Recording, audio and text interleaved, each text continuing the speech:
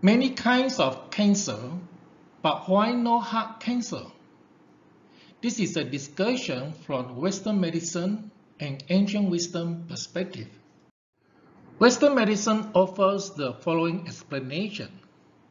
The heart, in contrast, doesn't get exposed to many carcinogens, just those in the blood. They combine with the fact that the heart cells do not often replicate. It's why you don't see much cancer of the heart muscle. People tend to feel satisfied if an explanation is offered, especially by medical specialists. But we are often told one must be scientific.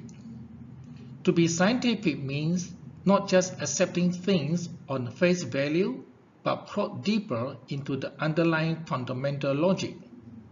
So, let us be scientific. We go back again to the explanation offered by Western medicine. Cancer arises from mutation in the DNA of a cell. Usually a cancerous cell undergoes several mutations before it becomes a deadly, invasive cancer. Most of these mutations occur when the cell is dividing and replicating its DNA. The only way for the cell to propagate a mutation is to divide and pass those mutations on to its daughter cell. So this explains how cancer develops in general. Heart also consists of cells. Why no heart cancer? Western medicine further explains, with regard to the heart cell, however, they just go right on pumping and doing the job and don't replicate to make new heart cells unless there has been some injury. What does it mean? Just to right on pumping non-stop is the reason or what? The lungs also just right on breathing non-stop and there is lung cancer. So far, logic tells us that there is still no full explanation. Western medicine continues to give examples on other kinds of cancer. Breast tissue is constantly affected by hormones and is always growing and shrinking. The lining of the colon is continuously sludging off and being replaced. From the example given, does it mean that there is no hormone or any other produced substances to the heart? Does it mean that the non-stop pumping of the heart does not have any wear and tear effect on the heart chamber? Even the engine piston continuously running has wear and tear effect. This is just pure logic. So far, does the Western medicine offer us complete logic? The Western medicine further explains the heart, in contrast, doesn't get exposed to many carcinogens, just those in the blood.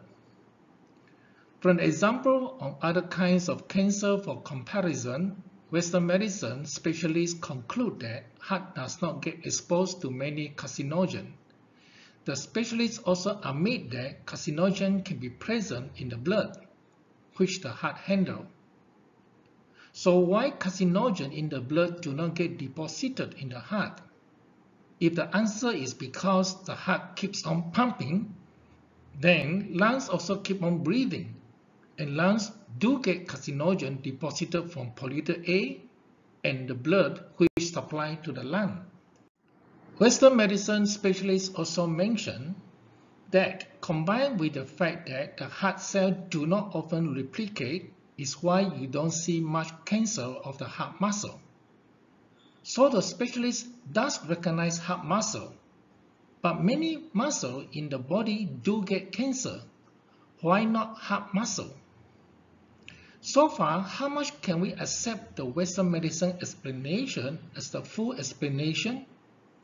Does it satisfy your logical and scientific mind? Furthermore, the central premise of the Western medicine on cancer is due to carcinogen, which imply external agent from the polluted air, food intake, and chemicals exposure, etc. It makes a big assumption that there is nothing wrong in the body system, nothing to do with the emotion and personality, only external agents called carcinogen. Do you think it is logical? Let's now turn to ancient wisdom, using the ancient wisdom theory to explain why no heart cancer. The heart is pumping non-stop. Such non-stop pumping generates a lot of heat. This is pure physics.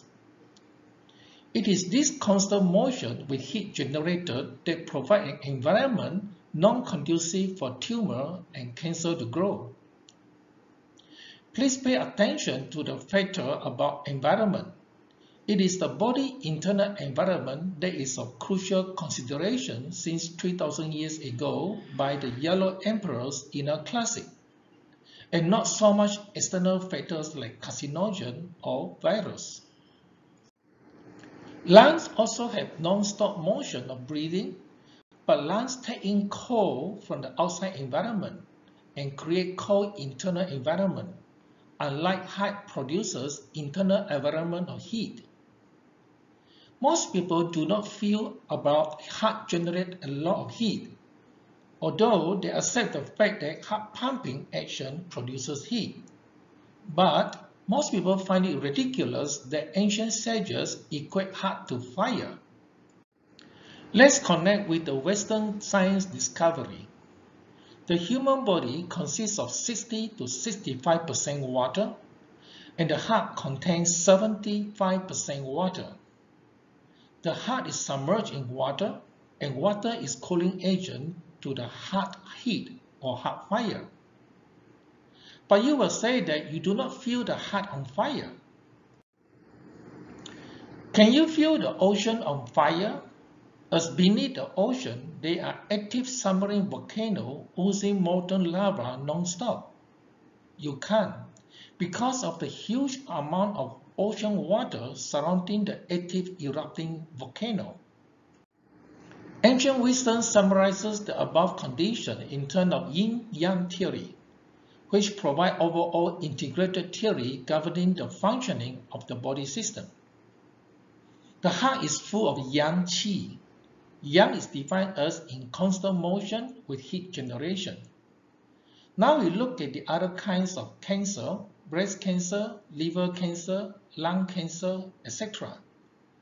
With the above observation that heart is full of yang qi, by logic, other kinds of cancer developed are due to lack of yang qi, and the opposite of yang is yin, meaning other kinds of cancer have yin environment. What is yin? Yin has the opposite characteristic to yang. Yin is cold, whereas yang is hot, or yang is heat or fire. It is the yin environment or cold environment or damp environment that promotes tumor and cancer growth. Do you not notice fungus can grow easily in wet and damp environment? It is logical thinking. If you change the environment, make it more dry, well-ventilated space with sunlight, the fungus stop growing. Likewise, when you change your body internal environment, the tumor and cancer stop growing. If a child has a lot of negative behavior, surely you will investigate his school environment, social environment, family environment. Because you know environment can be the key factor affecting his behavior. Likewise, our body internal environment is a key factor to many diseases. Ancient wisdom observed the science of nature to help us hold a larger balanced picture using the yin-yang theory and a few other theories. Do you know how to make assessment of your body internal environment? Often, waiting for medical test results can be too late. Ancient wisdom offers us simple method everyone can administer. There are many such discussions on the use of the yin-yang theory with application on various types of diseases like cancer, Parkinson, stroke, dementia, hair loss, cataract, glaucoma in my video courses. Ancient wisdom not only provides us with comprehensive theory to explain various phenomena, but also provides us with practical guide on how to prevent diseases and how to balance diseases for those who are currently suffering. For example, how to balance yin and yang using food therapy, how to balance yin and yang using qi exercise, how to balance yin and yang using activation of qi, how to balance yin and yang by harmonizing emotion, personality, and life attitudes.